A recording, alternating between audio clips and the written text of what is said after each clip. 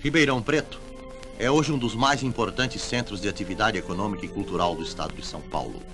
Situada na Alta Mogiana, a cidade foi fundada aos 28 de março de 1853. A excelência de suas terras transformou Ribeirão Preto na verdadeira capital do café, quando o sábio fluminense Dr. Luiz Pereira Barreto introduziu na região a cultura do café tipo Bourbon brasileiro. O Museu do Café Frederico Schmidt, idealizado e realizado pelo professor Plínio Travassos dos Santos, foi instalado em Ribeirão Preto aos 26 de maio de 1957 em pavilhão especial.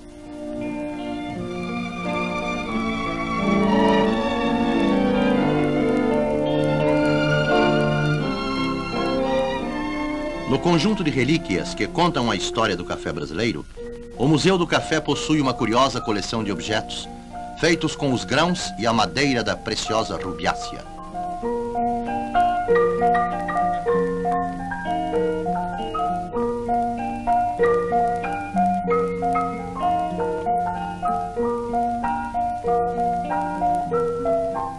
O patrimônio do Museu do Café é enriquecido por uma série de miniaturas de veículos de tração animal, ainda hoje usados nas lavouras das zonas montanhosas.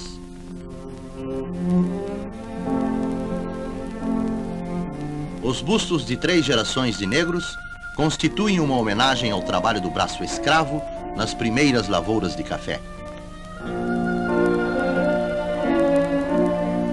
Um grupo de 3 metros de altura esculpido em Jequitibá, mostrando uma família de imigrantes, representa a homenagem ao colono italiano, fator importante na história do café no Brasil.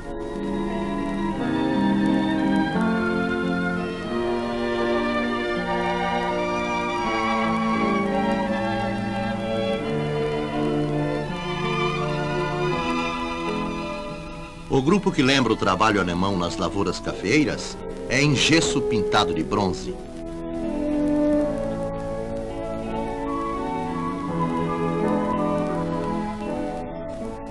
Henrique Dumont, o primeiro rei do café. Francisco Schmidt, o segundo rei do café.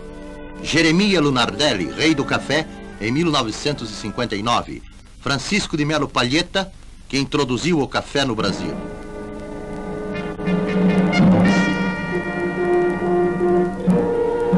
Parece não haver dúvida de que o café seja originário da Abissínia ou Etiópia.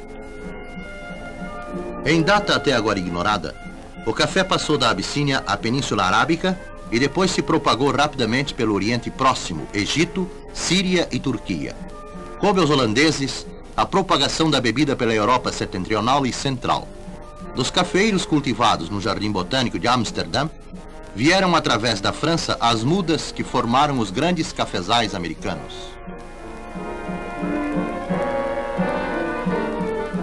Os franceses escolheram a Martinica para campo das primeiras plantações, que logo se propagaram por todas as Antilhas. Das Antilhas, o café foi levado à Guiana Francesa e daí, em sementes e mudas trazidas por Palheta, o café entrou pelo norte do Brasil, onde não encontrou condições favoráveis a uma grande cultura. Foi do centro para o sul do Brasil que o café melhor se aclimatou. Foi este, em conjunto, o caminho percorrido pelo café da Abissínia ao Brasil.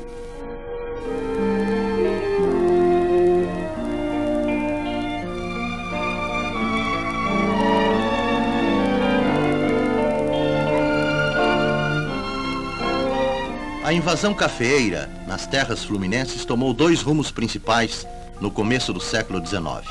O do norte, com as grandes lavouras de Vassouras, Valença e Paraíba do Sul. E o do noroeste, com os núcleos importantíssimos de São João Marcos e Resende.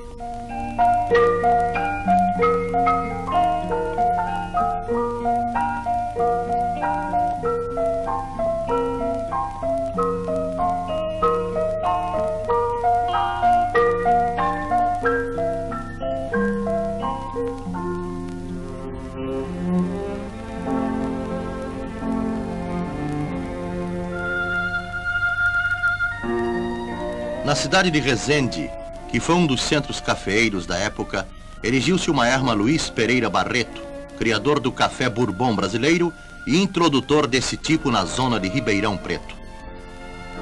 Pelo Vale do Paraíba, o café penetrou em Minas Gerais, na zona da Mata, onde a cultura se desenvolveu de maneira notável. Como acontecera no estado do Rio, criaram-se as grandes fazendas de café, com a nobreza rural latifundiária sustentada pelo braço escravo. Nessas grandes fazendas, unidades econômicas que se bastavam a si mesmas, o café era cultivado e beneficiado com as técnicas rudimentares dominantes na época.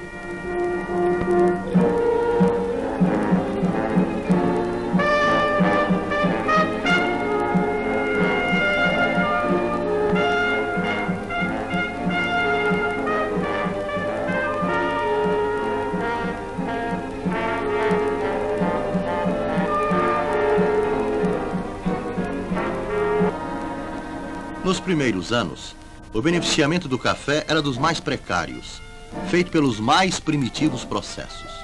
Em pilões isolados ou construídos em série, turmas de escravos se revezavam dia e noite na árdua tarefa do beneficiamento. Em muitas fazendas, o café era descascado pelo pisoteamento de bois. Além desses processos, havia ainda os chamados monjolos de rabo, de tração animal, e instalados em diversas séries de 3.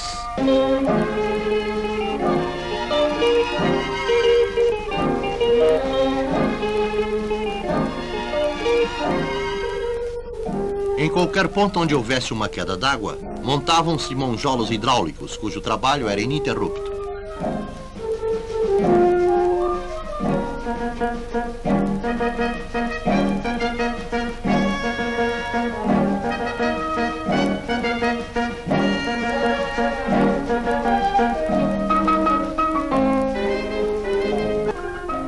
Em muitas fazendas, os monjolos hidráulicos eram protegidos por telheiros que permitiam o funcionamento com qualquer tempo.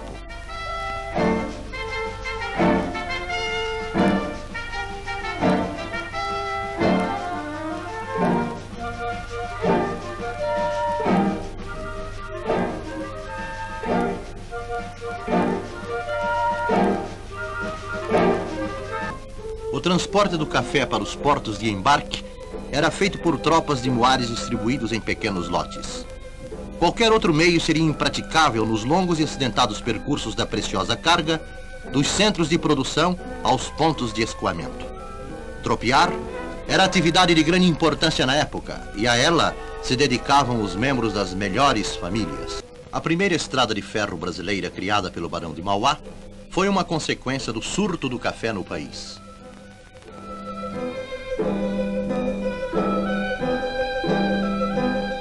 Campinas e os maiores centros produtores de São Paulo foram forçados a promover a expansão das ligações com o litoral.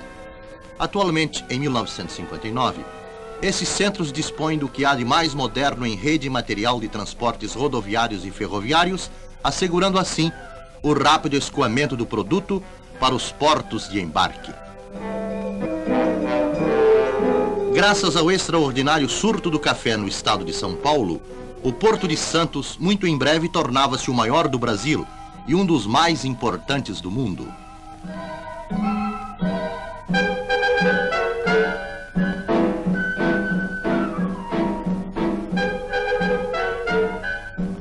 O material mais prático para a confecção das sementeiras é a madeira laminada. A boa semente é um fator decisivo na formação de uma lavoura altamente produtiva. De 40 a 60 dias após a semeadura, as sementes começam a emergir do solo e, dado seu aspecto, tomam nomes curiosos. Palitos de fósforo e a chamada orelha de onça.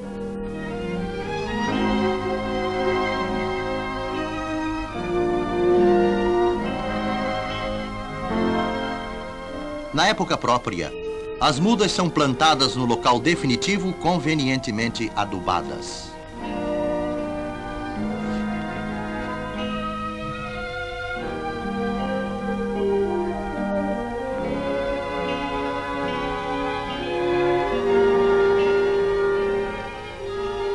A distância entre os pés de café deve ser de 2,40 metros.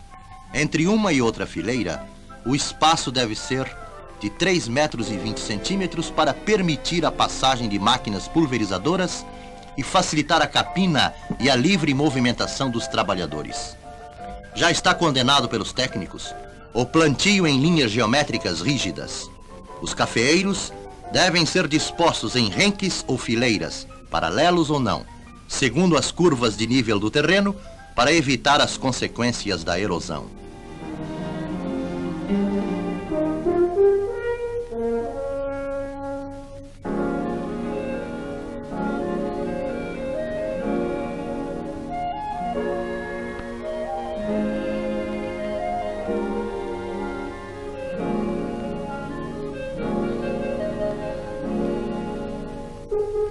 O combate à broca e às outras pragas é uma providência que não deve ser descuidada.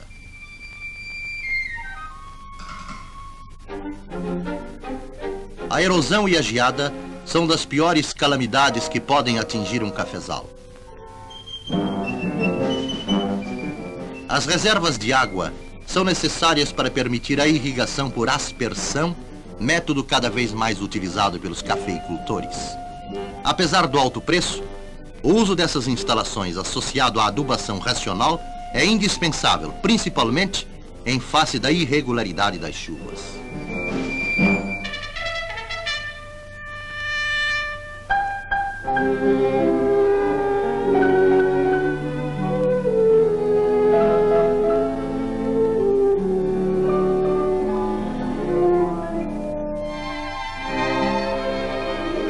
A floração dos cafezais é um espetáculo de grande e rara beleza.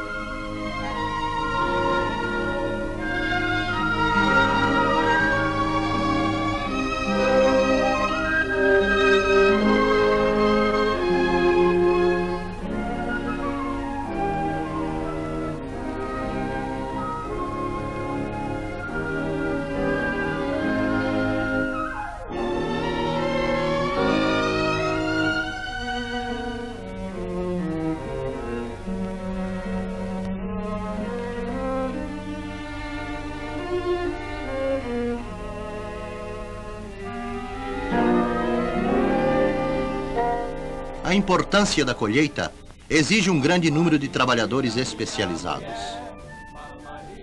Minha mulher, um favor eu vou te pedir, um favor eu vou te pedir.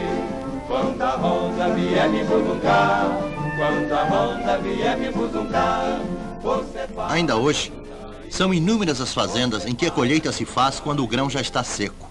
É o chamado simples café de terreiro, colhido no ponto.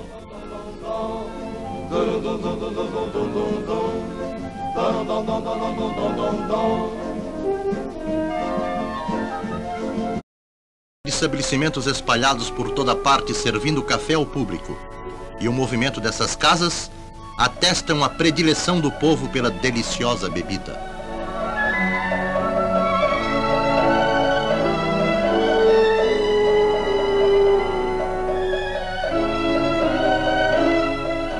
São Paulo é o símbolo eloquente da riqueza e do progresso que o café proporciona à economia do Brasil.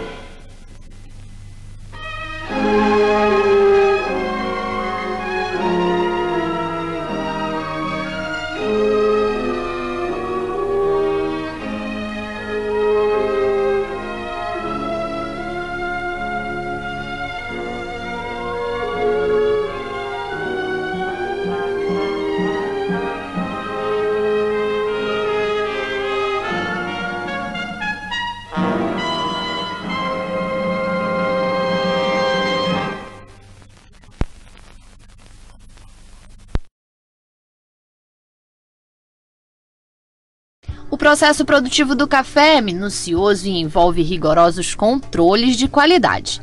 Vamos conhecê-lo a partir de agora. Seu Lívio, aqui é o começo de tudo, é onde os sacos de café estão estocados. Fala um pouco pra gente sobre isso. Tudo começa na compra dos grãos. Nós temos fornecedores tradicionais que já nos atendem há mais de 20 anos. Então, existe uma seleção de grãos antes deles nos enviarem os contêineres que vêm de Minas Gerais com o café arábica. Daqui do estoque de café, depois de aprovado o lote recebido, esse café vai ser torrado moído e vai ter a embalagem do café. Vamos conhecer esse processo então. O café arábica é sinônimo de qualidade. É uma classificação dada a uma espécie rica em aroma e sabor e que é cultivada em altitudes superiores a 800 metros. Quanto maior a altitude, maior a qualidade dos grãos. Seu Lívio, então os grãos vieram de lá, agora eles vão ser torrados, é isso? Exatamente. Após a aprovação do lote do café, os grãos vêm para o torrador. No torrador é um processo simples, mas requer alguns detalhes, como o ponto de torra, a temperatura ideal da torra, a quantidade de água que vai resfriar esse café, o tempo que esse café vai ser resfriado, tudo isso influencia na qualidade, na bebida, influencia no sabor do café. Hoje o processo de torra, como de moagem nas indústrias mais modernas, são totalmente automatizados, já não tem mais contato nenhum humano, eles têm alto nível de segurança alimentar. Após esse processo de torra, o café vai ser moído. Ele descansa por algumas horas para poder ir para a moagem. Nessa moagem também não existe nenhum contato manual mais, é tudo automatizado, controlado por equipamentos próprios para a indústria de café. Depois de moído, esse café vai ser embalado.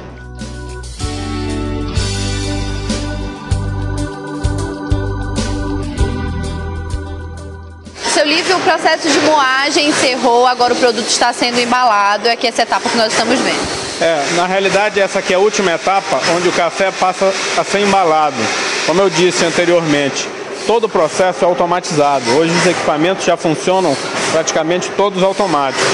Embalado o café, ele vai ser formado o fardo de café. Hoje nós temos praticamente dois tipos de café, o café extra forte e o café tradicional. Qual a diferença entre os dois? Existe uma diferença entre os dois na hora da produção. Como eu disse, o café extra forte ele tem um ponto de torra mais acentuado, para quem gosta de um café muito intenso. E o café tradicional é para quem gosta de um café forte, um café que tem um sabor marcante. Essa é a grande diferença entre os dois produtos. E existe também uma diferença na embalagem. Tem a embalagem comum, a tradicional, e tem a embalagem a vácuo. O que isso reflete no produto, no café em si? A grande tendência mundial é de embalagem a vácuo. Hoje, praticamente, o Brasil é um dos poucos países consumidores de café que utiliza ainda a embalagem almofada, mas o mundo todo, e o Brasil já vem evoluindo para o café a vácuo. O café a vácuo, na hora que ele é fechado, tira-se o oxigênio de dentro do café. Isso faz com que o oxigênio não tenha ação sobre o café, melhorando a qualidade, a bebida e a durabilidade do café na embalagem. Você que está em casa, confere agora um pouco mais de imagens desse processo produtivo.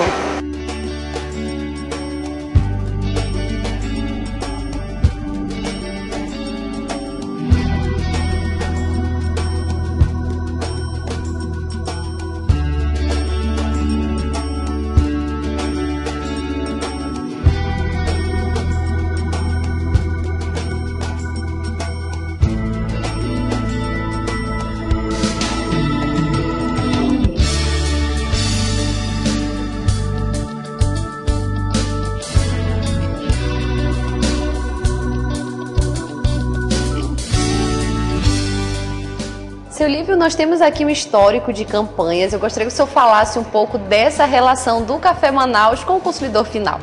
O Café Manaus sempre teve uma relação muito boa com o consumidor final, com a dona de casa, com aquele comprador de café. E ao longo desses anos a gente fez várias campanhas. A campanha de trocar embalagem para entrar no circo, para entrar em parque de diversão para criança, para campanha trocando, fazendo sorteio de ranchos, fazendo sorteio de televisões. E esse ano, em 2012, nós fizemos uma campanha da família premiada, onde nós fizemos prêmios para toda a família. Até no mês de março chegamos a sortear um carro. E isso aproxima, sem dúvida, o consumidor da marca. O Café Manaus acaba fazendo parte do dia a dia das pessoas. Bom, a gente fala agora daquele cafezinho de todos os dias. Para muita gente, tomar café é um vício. Você sabia que em Salvador, de cada 10 pessoas, 8 tomam café todos os dias? É o que diz uma pesquisa. É a bebida querida do baiano, né? O cafezinho termina sendo, Camila, um companheiro de todas as horas, né? Que reúne aí as pessoas em casa, na rua, no trabalho e, segundo os especialistas, dá mais energia até para as atividades do dia a dia. Nacional do Café, nós no Jornal aqui da Manhã convidamos você aí de casa para tomar café com a gente. Você já preparou o seu? Como é que você gosta? Preto, com leite, com ou sem açúcar? A gente está recebendo aqui no estúdio a nutricionista Tiala Duarte, que vai ajudar a desvendar alguns mitos para a gente. Mas antes de começar esse bate-papo, vou servir um cafezinho hoje, hein? Você gosta como, Rick? Preto e com pouco açúcar. Pouco açúcar. E você? Preto e puro. Então pronto, segura aqui para mim enquanto eu Por sirvo. favor. Vamos continuar a conversa. Pode ir falando aí, Ricardo. Tiala, enquanto eu bom tô dia, servindo. seja bem-vinda mais uma vez. Bom, o café faz bem ou faz mal à saúde? Começa lá respondendo pra gente. Ricardo, bom dia a todos. Com certeza muita gente tomando cafezinho preto em casa. O café, ele é visto pela nutrição como um alimento funcional, porque ele tem uma série de benefícios. Ele excita nosso sistema nervoso central, então a gente fica mais focado, mais concentrado. É bom para melhorar o desempenho físico, melhora o humor. Agora, ele também faz prevenção de doenças. Diabetes tipo 2, prevenção de câncer, Alzheimer, Parkinson. Obrigada, Camila. Por nada. Agora, tudo na nutrição tem o mais, né? Qualquer alimento, nenhum alimento, na verdade, é de livre consumo. Mesmo aqueles super saudáveis, se a gente tomar demais ou beber demais, ele de mocinho passa vilão. Então, o café, ele é mocinho se tiver uma quantidade controlada. Se tomar demais, ele passa a ser vilão e maléfico para a saúde. Agora, há pessoas que não devem tomar o café. Por exemplo, eu te pergunto isso porque eu tenho o meu filho, 5 anos de idade, ele adora tomar café. Tem gente que fala, criança não pode tomar café. É verdade isso ou não? Não, as crianças podem tomar café. Agora, a quantidade de café de uma criança é diferente da quantidade de café de um adulto, tá? Existem pessoas que a gente pede que tenham atenção no consumo. Os hipertensos, nunca exceder uma quantidade muito grande, porque o café realmente aumenta um pouco a pressão arterial. As pessoas que já têm problemas gástricos, úlceras e gastrite, devem fazer com um consumo menor. E mulheres com osteoporose também não podem exceder a quantidade de café, porque ele aumenta a excreção do cálcio pela urina. Agora, Tiala, existe um limite, digamos, de xícaras por dia, seja para a criança, para o adulto ou para o idoso? Qual seria esse limite ideal? Sim, sim. Para ele ser o mocinho, a gente fica entre 3 a 4 xícaras para um adulto saudável. O que norteia, o que define essa quantidade de xícaras é a quantidade de cafeína. E eu gosto sempre de falar isso, porque outros alimentos também têm cafeína. O chocolate, por exemplo, a gente está numa fase que o consumo do chocolate aumenta. Então, se você já come bastante chocolate na sua alimentação, diminua o café, para não exceder a quantidade de cafeína do dia. Quem tem problemas para dormir tem que evitar o café, principalmente antes de dormir, ou não? Pode tomar, de repente, um descafeinado? Bom, quem tem problemas... O insônia clássico, né, não é o café que vai atrapalhar. Agora, o café, ele pode sim excitar e atrapalhar o sono. Então, se você não tem a doença insônia, se você é uma pessoa que não tem essa doença, se tomar muito café à noite, provavelmente vai ficar sem sono. O café descafeinado, ele tem a retirada da cafeína, é verdade. Eu, particularmente, prefiro com cafeína, já que a cafeína na quantidade ideal ela é benéfica para a saúde, tá? E muitas vezes, em processos de retirada da cafeína, tem muito produto que é tóxico na hora da retirada. Então, eu prefiro ainda o cafeinado na quantidade controlada. Tiala, quem tem gastrite, quem sofre de queimação, azia, aquele desconforto, obrigado, Camila, estomacal, não deve tomar café ou deve diminuir o consumo de café? Diminuir o consumo. Veja só, se você já tem o hábito de tomar o café e você retira, o que é que a gente sente? Dor de cabeça, mal-estar, irritabilidade, uma certa abstinência pela falta da cafeína, especificamente. Então, as pessoas que têm desconforto gástrico, elas podem usar uma quantidade menor. Agora, eu sempre pontuo a individualidade bioquímica. Então, tem pessoas que não sentem quase nada e tem pessoas que sentem mais. Para as que sentem mais, diminui mais ainda. Para quem tem problemas no coração ou é hipertenso, por exemplo, existe alguma restrição? Camila, os hipertensos descompensados, aqueles que não se cuidam, tá? Que é obeso também, que não toma as medicações, o café ele pode piorar o quadro porque ele aumenta, assim, um pouco a pressão arterial. Mas um hipertenso controlado, que se cuida, pode usar o café com um pouco mais de tranquilidade, sem problemas para a saúde. Há quem pense que café deixa o dente amarelo e café estimula o fumo, o uso do cigarro. É verdade ou não é verdade? Bom, o que estimula o fumo é outra coisa, não é o coitado do meu café, né? Agora, ele realmente pode amarelar, sim, os dentes. Inclusive, as pessoas, quando estão fazendo clareamento de dente, não devem usar o café preto, mas em relação ao fumo, a ciência não mostra que é o café que estimula o fumo. Tem uma relação, uma coisa com a outra, né? Na verdade, os fumantes, eles tendem a tomar mais café, mas o café não estimula o fumo. Bom, para você que está aí em casa, a gente fez uma pesquisa geral. O preço médio do cafezinho, como é vendido, por exemplo, na rua, né, o copinho de plástico, aquele de 200 ml, custa, em média, isso em todo o estado, R$2, né? Claro que depende também de cada região, também às vezes pode ser aquele copinho menor, ou de repente no shopping é mais caro, na rua é mais barato, é o preço médio do café. Se for mais caprichado, mais incrementado, tem aquela espuminha que vai com chantilly, que não sei o que, aí também fica mais caro, né? Café engorda? Não, o café tem pouquíssima caloria. Agora, a melhor forma de tomar café é ele puro. Tenho certeza que tem um monte de gente entortando o bico aí. Essa nutricionista é maluca. Gente, o hábito, o paladar da gente, a gente habitua. Então, quem toma o café com açúcar, como Ricardo, diminua. Vai diminuindo a quantidade de açúcar. Alterne. Um com açúcar, um sem açúcar. O paladar, a gente educa. Isso então, é verdade, eu sou testemunha, porque eu tomava café com açúcar, hoje eu só tomo sem açúcar, independentemente do que é que eu esteja comendo, um docinho, um chocolate, ou de repente com um pãozinho. Então, a gente habitua, isso é verdade mesmo. Tira sono tomar café antes de dormir? Tira. Principalmente quando você não está habituado a tomar café. A gente tem receptores no nosso cérebro para cafeína. Então, se a gente não tem o hábito de tomar café, os receptores, eles ficam mais ávidos. Então, quando a gente toma o café de noite, se você não tem o hábito, você fica mais propenso a ter insônia. Uma última pergunta aqui, atendendo ao meu interesse. Grávida pode tomar café? Pode, eu sabia, então, Camila, que você ia me perguntar. Numa quantidade menorzinha, mas pode. Que bom, então. Obrigado, Tiela, pela presença e pelas informações, Obrigada, tá bom? Muito bom dia.